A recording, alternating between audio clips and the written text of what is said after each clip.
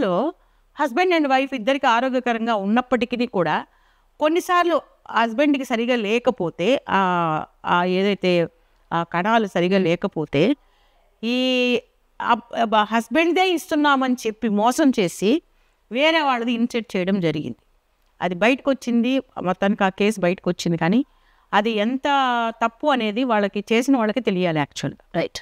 ఇప్పుడు ఎవరైతే చేశారో డబ్బు కోసమే ఇదంతా చేస్తున్నారు.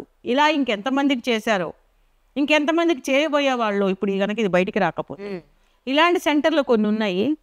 కొంతమంది మాకు తెలిసిన ఒక ఫ్యామిలీలో కూడా 20 లక్షలు తీసుకొని బేబీని క్రియేట్ చేసి ఇస్తామని చెప్పి ఇవ్వకుండా, ఆ డబ్బులు కూడా ఇవ్వకుండా చాలా సతాయించినటువంటి సందర్భం కూడా.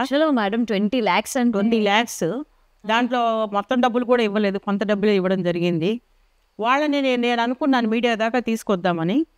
ఈ లోపలే వేరే వాళ్ళ ద్వారా వాళ్ళ కంప్లైంట్ ఇవ్వటము, ఆ ఇష్యూ బయటికి రావడం జరిగింది. ఇదిగో ఇలాంటి ఆ కేసు అయితే సక్సెసే కాలేదు అసలు. ఓకే. సో ఈ కేసులో ఏంటంటే హస్బెండ్ అండ్ వైఫ్ ఇద్దరిది పెట్టకుండా హస్బెండ్ పెట్టాల్సిన ప్లేస్లో అబ్బాయిది పెట్టాల్సిన దాంట్లో అవి వేరే వాళ్ళు తీసుకొచ్చి మిక్స్ చేసి పెట్టడము అనేది వాళ్ళ నోటీస్కి రావడంతో వాళ్ళు అడగడము, అది బయట